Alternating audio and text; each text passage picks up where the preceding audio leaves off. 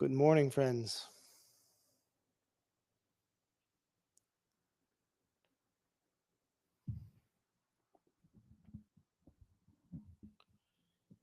It is lovely to be here with you this morning.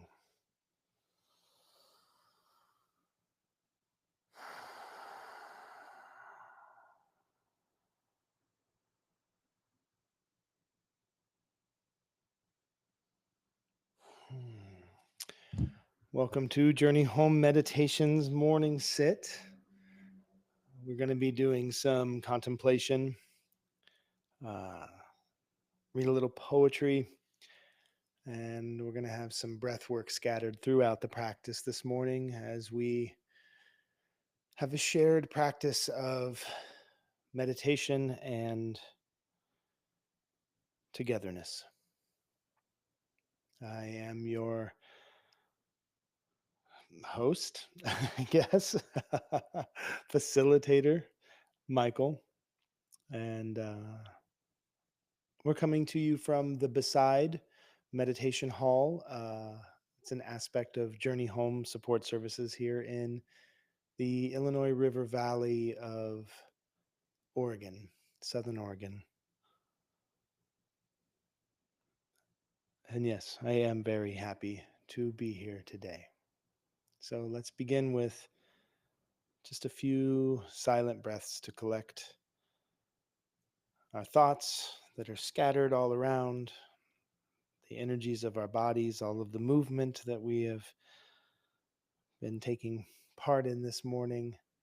And let's bring it all together right now. You can sit on the floor on a pillow or mat as I am, legs crossed in any number of positions, or in a chair if you'd like. You can be lying on your back or standing. But this practice is a practice of devotion to our breath. And that means we want to facilitate this breath as best as we can. And I found, and the teachings have shared for a very long time, that um, if you can sit in a seated position, if you are able to with your body, and extend your spine just a bit, you can see my shoulders are relaxed and coming down. My palms are facing upwards for a reason. This allows the shoulder joints to roll open, opening the chest just enough to help to facilitate opening our hearts. Um, we want to have our chins somewhat level with the floor. Um, and you want to make sure that when you are seated, whatever position you are choosing to sit in, that you are not creating intentional discomfort, uh, pain, stress, or strain. This is a nonviolent practice, and so we want to be gentle and kind with our bodies. This doesn't mean that discomfort won't arise. You won't have feelings of discomfort because you very well may. This practice is a practice of healing, and healing is inherently a practice of triggering to a degree, and it's a practice of opening. And as we open, we're going to have things come up for us that may be difficult for us to sit with, but this is the practice. And I encourage each of us to always be mindful of how we are reacting to what is coming up for us. And if you start to feel like you are moving into an unsafe space or a territory that you don't feel like you are prepared to sit with in that moment, then please come back out. Um, Use some grounding techniques to bring your thoughts back, harness your thoughts, come back to the breath, into the body, release, and move your body a bit. Get up and move around if you need to. We're not here for a marathon. We're not here to last as long as we can. This is a time that we have set aside to come together to share these breathing practices, share some contemplative thoughts that may guide us in our days to be more gentle and more kind to ourselves and to the world as we do not turn away from the pain and discomforts of our world today. So, all of that long windedness, it's been quite some time since I've been here with you all. So, I'm just very excited to be here. But with all of that, making sure that our bodies are comfortable. I like to have an extra cushion under my bum to lift my spine up. My knees can come down level with my hips or slightly below. And this helps with the tinglies that you might get in your lower legs and feet from sitting in a cross legged position. But you don't by any means have to sit on the ground in a cross legged position. You can sit in a chair with your feet flat to the floor if you'd like. Um, let's move into our practice today.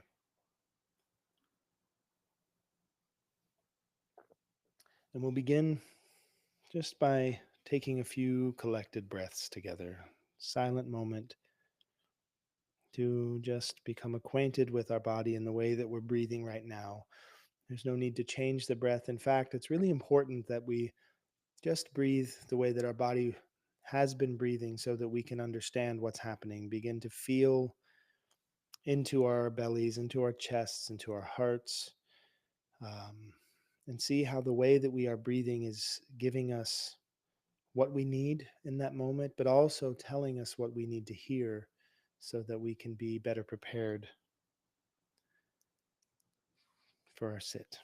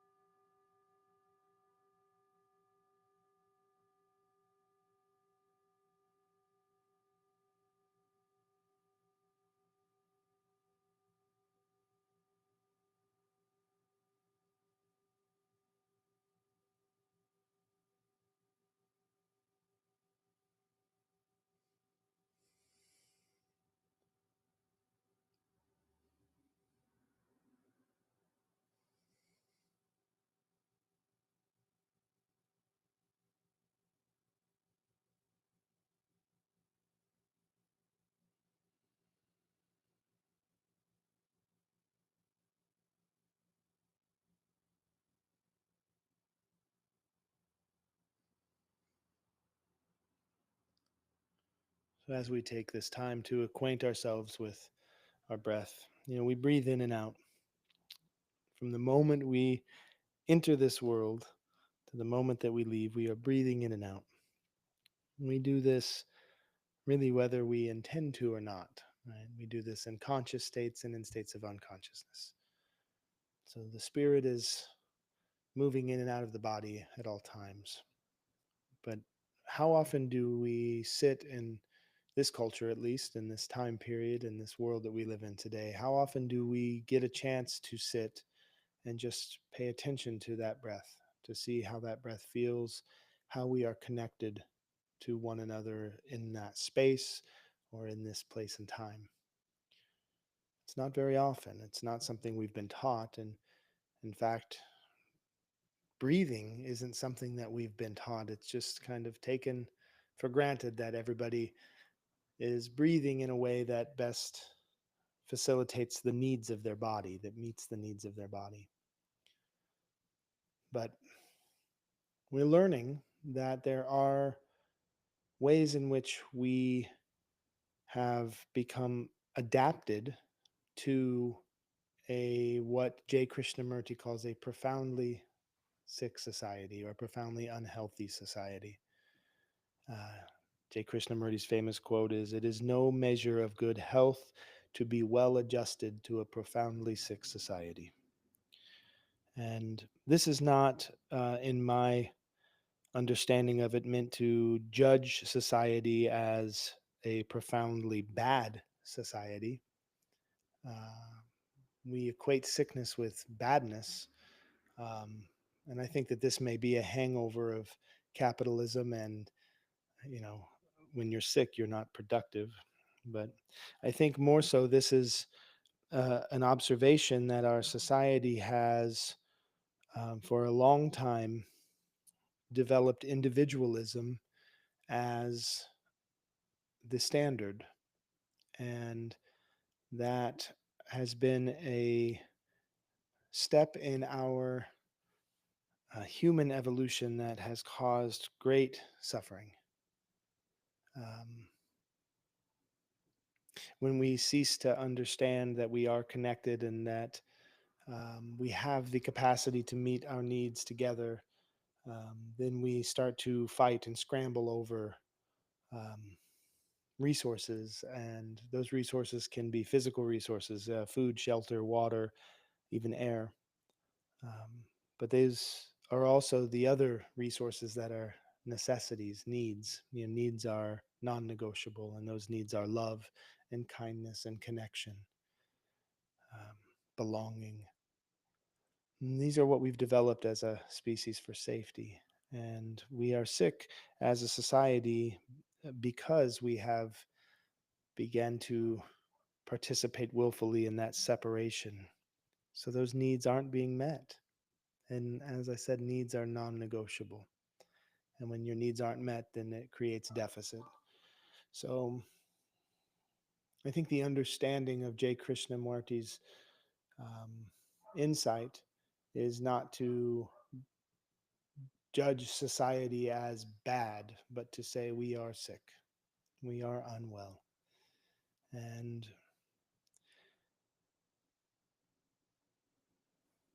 part of that is adapting and adjusting to that society is part of how we acclimate. And that is how we try to meet that need of social connection. That's how we try to meet that need of belonging and safety and comfort and tenderness and love.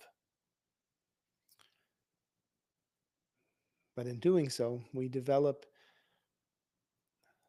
physical representations of the lack of needs being met. And one of those is the way that we breathe often. So we're going to adjust that breathing now that we've sat for a few minutes and listened to our body and listened to our breath.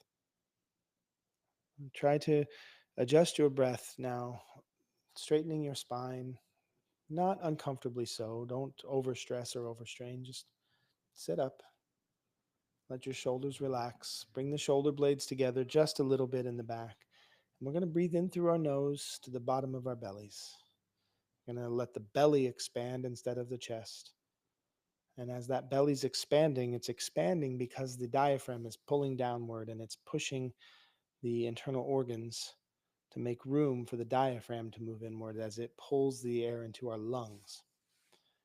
It's going to be using nearly every muscle in the body at some point to do this, very subtly in some places. You don't think about how your toes may react to your diaphragm moving downward, but a proper breath is going to show you how the whole body participates in this breath. And in doing that, I think you'll see a shift in maybe the way your thoughts are functioning or the way your emotional body is feeling right now, as well as the physical body. So let's take a few breaths together, breathing in through the nose gently to the bottom of the belly. And when you release, you can release from the mouth or the nose, but you want to release slowly and calm. And it may not start that way at first, and that's okay. This is why this is a practice. We're going to practice this. But let's take a few breaths together like this. Breathing in through the nose and out.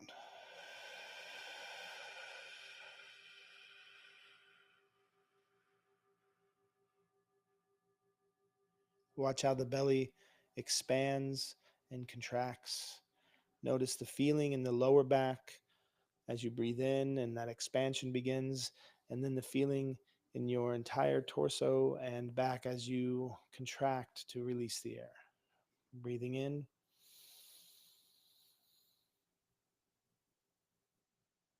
and out.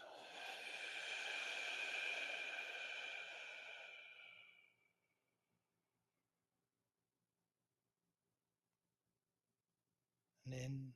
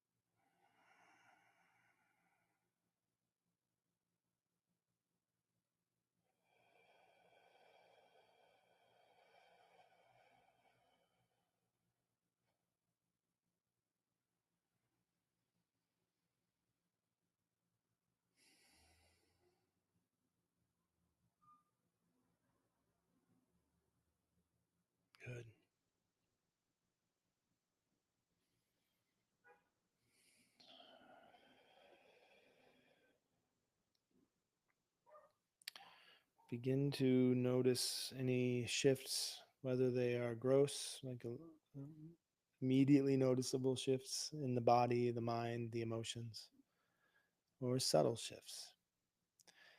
Sometimes it's the most subtle of shift at our center that creates the largest shift outward.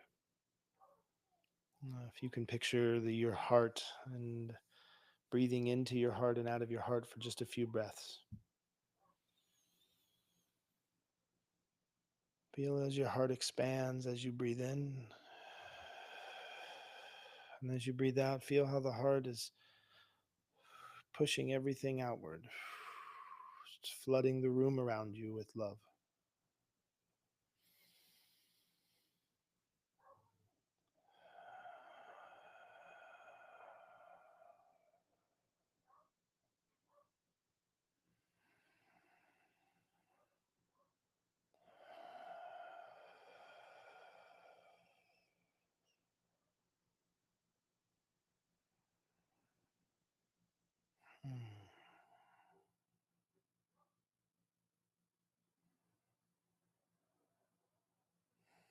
See, I think it's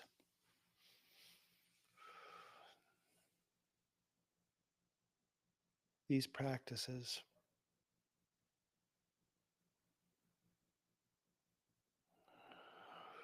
Ooh, I can feel the opening. I don't know. Tears just want to come.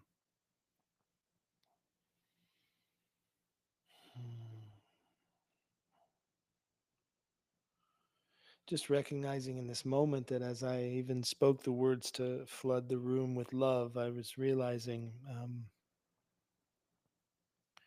maybe how I've been forgetting this, forgetting that I can flood a room with love. And I've been entering into spaces where I recognize what I feel might be a deficit of love. And instead of remembering my practice, that my heart is producing love. The generations of energy that come from my body can move outward.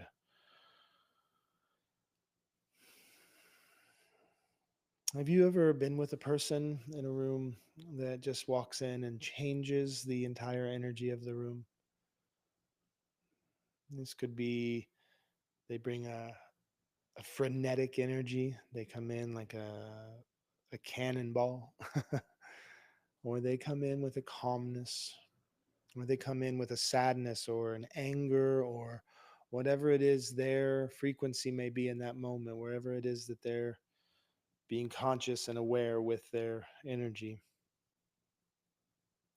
They have the ability to come into a room and change everything around us. Well, that's you as well. That's each of us. And it's one of our adaptability skills, right? One of the things that we do to adapt is we can learn to absorb or meet other people where they are. And we do this very subconsciously. Sometimes we aren't even aware of it. But a good example of that is when somebody comes in and you get a feeling of them being dangerous. And these are really easy ones for us. We get these often.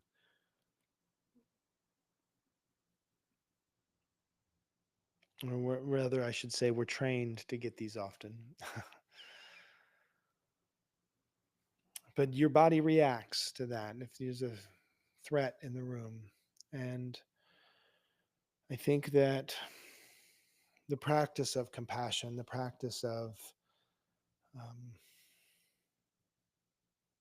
familiarity with our needs and our bodies, and familiarity with our offering, um, is one of learning how to absorb something without becoming it. Can we make space for even that which we detest. Now, this is not an intellectual pursuit of can I justify things that are um, dangerous or harmful or that cause suffering. This isn't about justification. And in fact, I think that in many ways this might be the step that we are missing when we are attempting to shift or resist a level of harmfulness or suffering that's being wrought onto the world. When we have genocidal policies in place from positions of great amount of control and power, when we have the wealthiest in the world creating the largest disparity and the most poverty that we've seen for generations. Um, these things are things that I think most of us would say we do not prefer, or that we despise, or that we are actively taking stances against.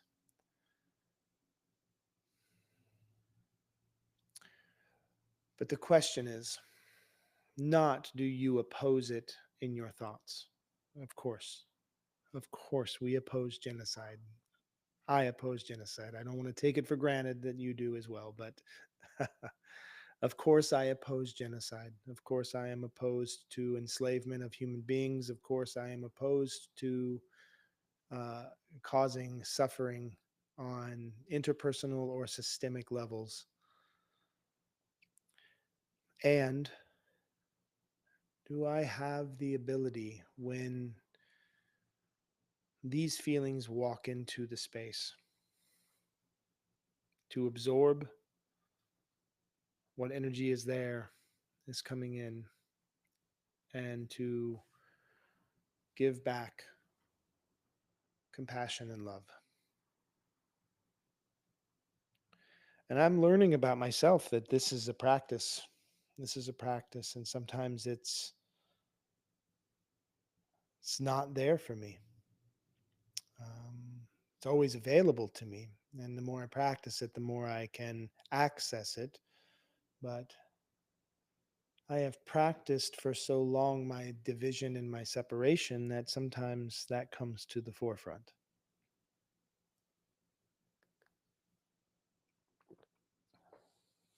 And so this is a practice of practicing.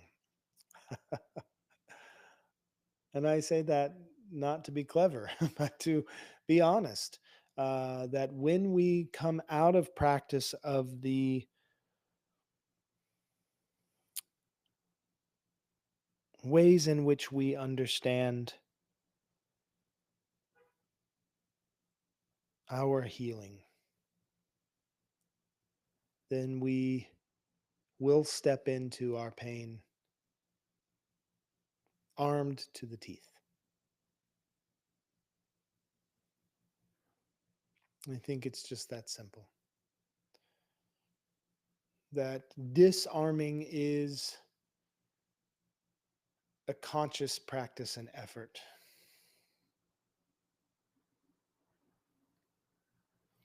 And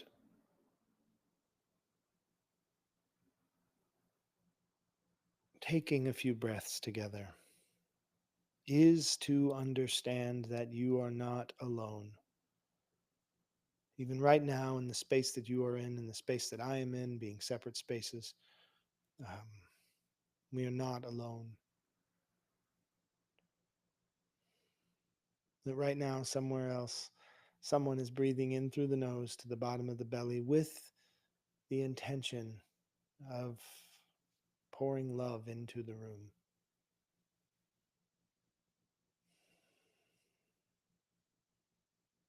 And I think that from what I observe, there is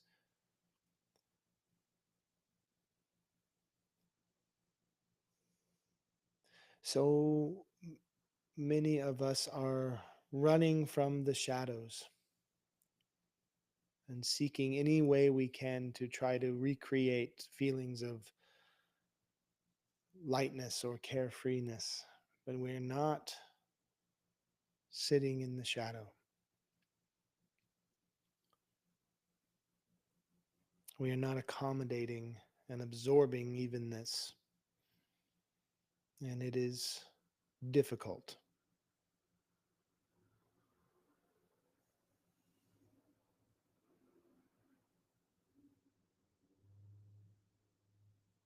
And I think that we need to cry. And I think that we need to sit down and let our arms just relax.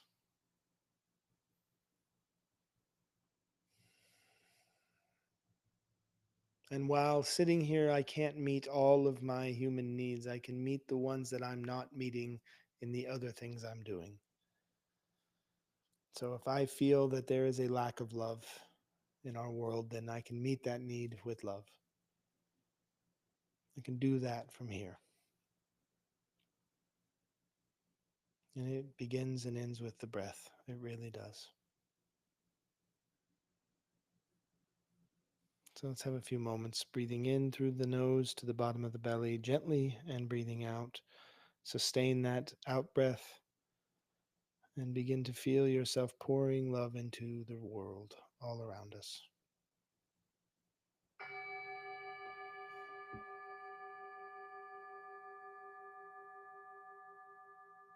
Breathing in.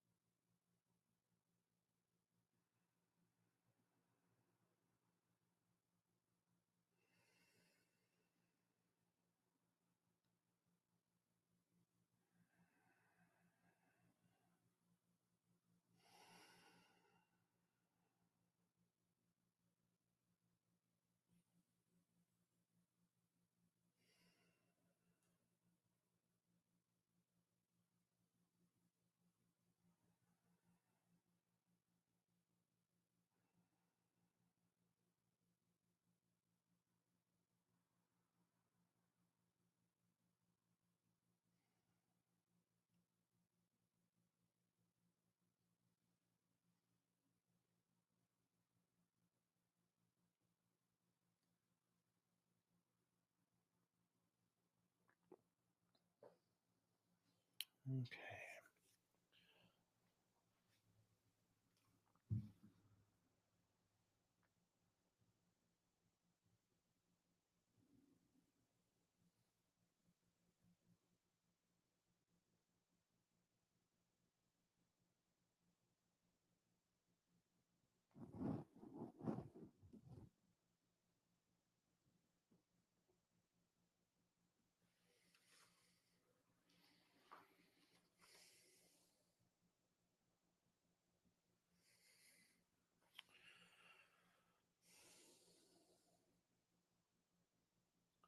I think we will step into the bell hooks Appalachian elegy. Again, we'll get back into it. For those of you who are unfamiliar, we are moving through um, all 66 parts of Bell Hook's phenomenal treatise on poetry and place called Appalachian Elegy. And we were entering into our practice a daily reading of one of the parts of this poem. It's separated out into one page, small poems that take us through a journey of what it is to ground into place. In this case, it's Bell Hook's place of birth, Appalachia. And we are not reading ahead. A couple of weeks ago, before we took the break, we actually read one piece every day that week, and that was number 23. And I'll read that again just briefly to bring us back into where we are, um, which we will be reading number 24 today, but I'm going to read 23 again. Um, Bring Buddha to rest home in Kentucky hills, that outside each window a light may shine, not a guilt teaching tradition. Be balanced, know loving kindness, end suffering, rejoice in the oneness of life, then let go. Carry nothing on your back, travel empty as you climb steep mountain paths. And this is number 24.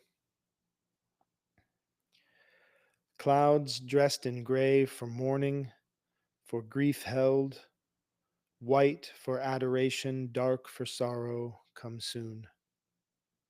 An eternity simply hidden where all sun and glory reigns, even so, in this now, there is just a promise of shadows, relentless.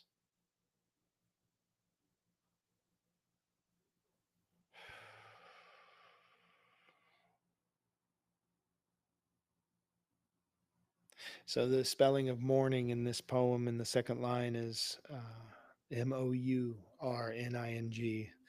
So clouds dressed in gray for mourning, um, picturing sort of all of the attendees of either a funeral or a memorial space of some sort, all dressed in subdued colors. Clouds dressed in gray for mourning, for grief held, white for adoration, dark for sorrow, come soon.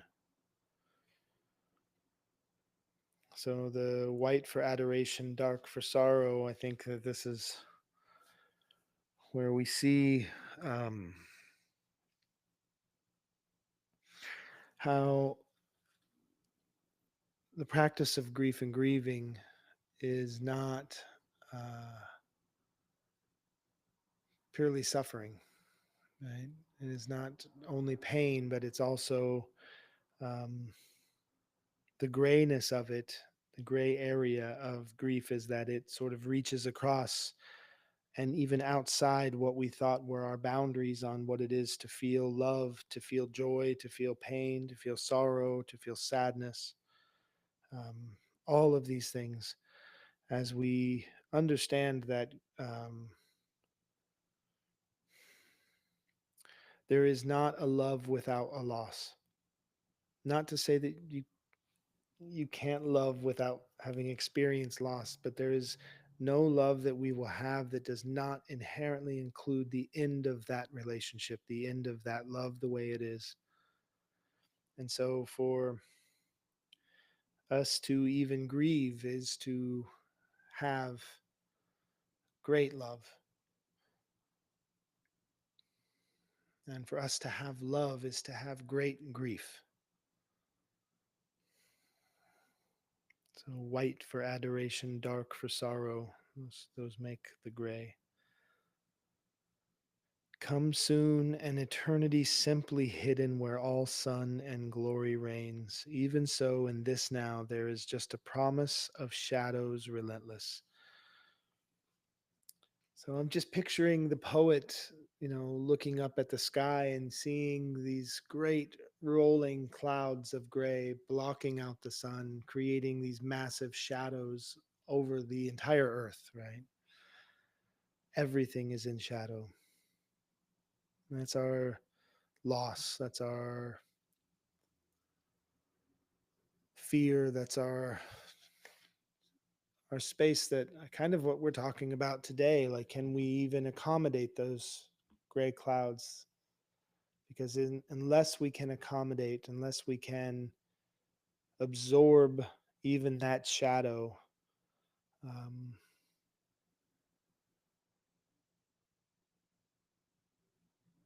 then we're going to resist it, and we're never going to truly understand what the poet calls all sun and glory.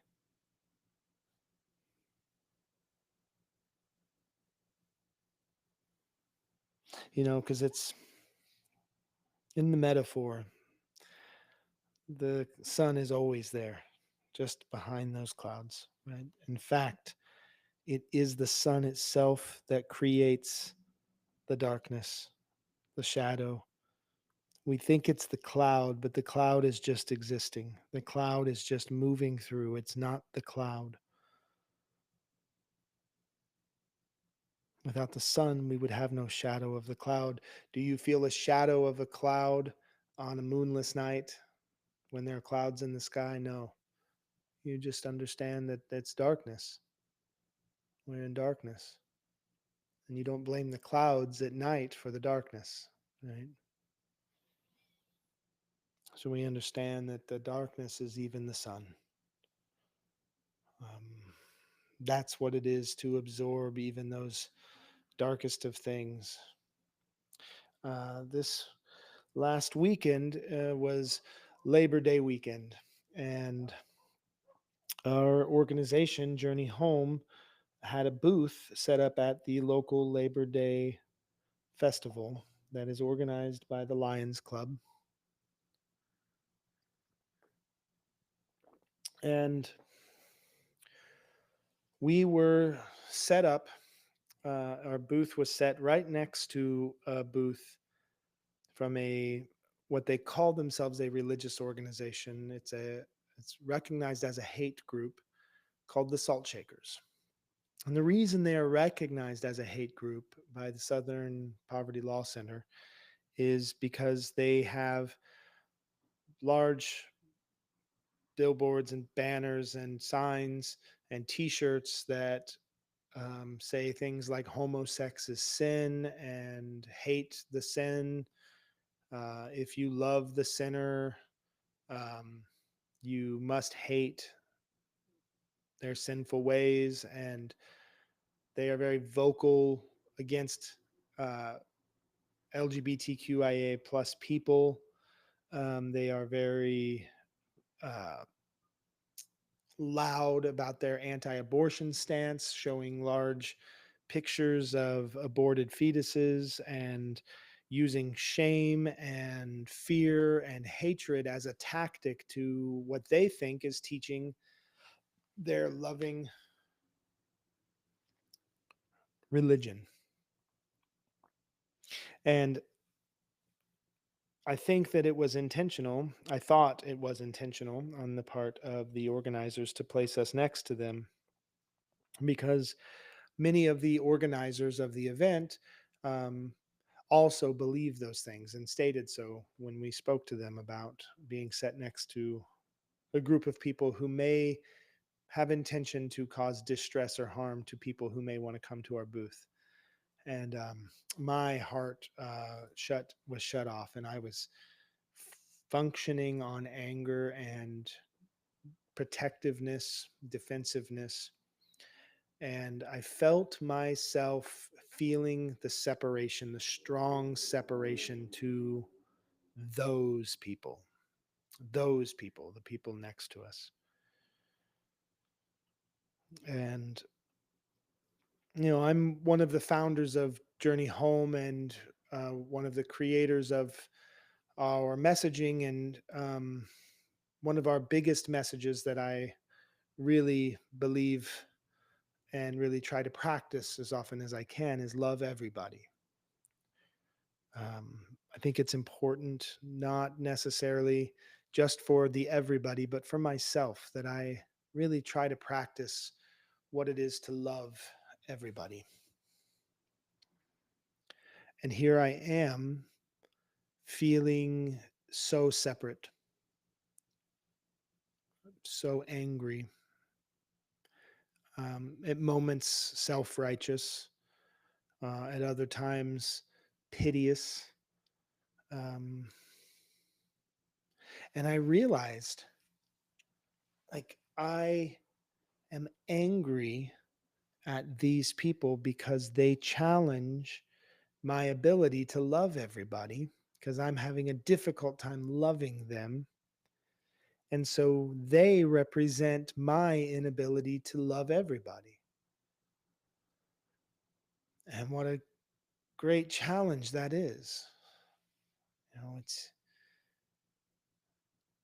It's easy to love everybody when you're surrounded by people who are loving and kind to you, but it's difficult to love everybody when you are standing in the face of abandonment and rejection and pain and hatefulness. In fact, I think that many of us have a lot of wounding around those feelings of abandonment and rejection. A lot of that has come from religious terrorism, um, religious trauma. I spent years of my life causing great amount of harm to my own body and to a lot of my relationships, and I think a lot of that was a um, an outcrop of some religious traumas that I was raised into. I had a hard time even um, anytime that Jesus or God or any of these religious symbols would come into my consciousness, I would become filled with rage, filled with anger inside. It took a long time and a lot of healing to come back to a place where I can understand that this is opportunity for me, um, to see through the people who are perpetuating their own hatred, their own pain, their own fear, their own abandonment, their own rejection, and utilizing religious symbolism and iconography as weapons. Um, but it's not the weapons that they use that's the problem, right? Just because they weaponized the teachings of Jesus doesn't mean that Jesus is a weapon. Just because they weaponize the teachings of a God concept doesn't mean that the concept of God is necessarily a weapon. Just like the cloud isn't the shadow. Right? And so there I was, like, really triggered into my feelings of hatred. I was triggered into my feelings of otheredness. And then I had the realization, oh, this is my teacher. This is my teacher. I need to absorb even this. So I spent the last couple of days in my quiet thoughts, in my quiet moments, in my alone spaces, breathing in and breathing out.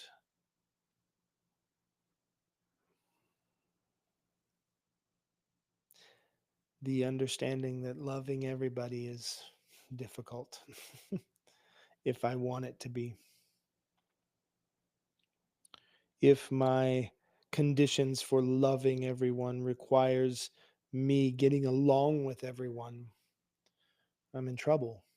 If my conditions for loving everyone requires me agreeing with everyone, I'm in big trouble. Because that means that if my conditions for being loved are that I am agreeable, and I am not agreeable to those things. So I need to understand where it is,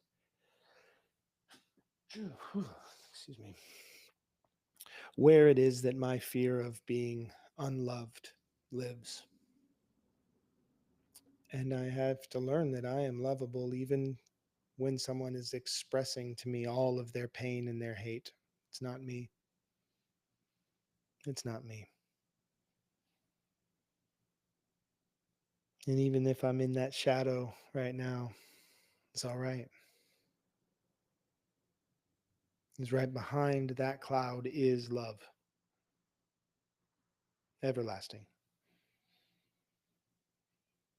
where glory reigns. And that doesn't have to be made religious, that doesn't have to be owned or copyrighted by a specific belief structure. It just is something that we can recognize if we choose. You cannot hate the love out of me. And so this morning, as I breathe in my practice is to fill my heart and then squeeze it like a sponge with the healing waters of love being drenched upon everything around me. That's my practice today. So thanks for being here. Maybe you can adopt some of those practices in your day, how to find the ways in which you are lovable beyond your fear of being unloved, and how that can quickly open us to loving. And I think that that's a need,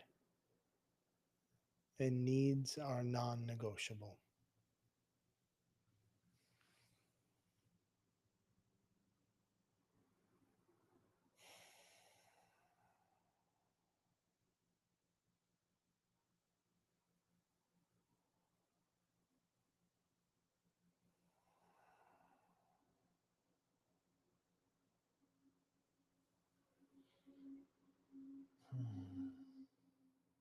All right.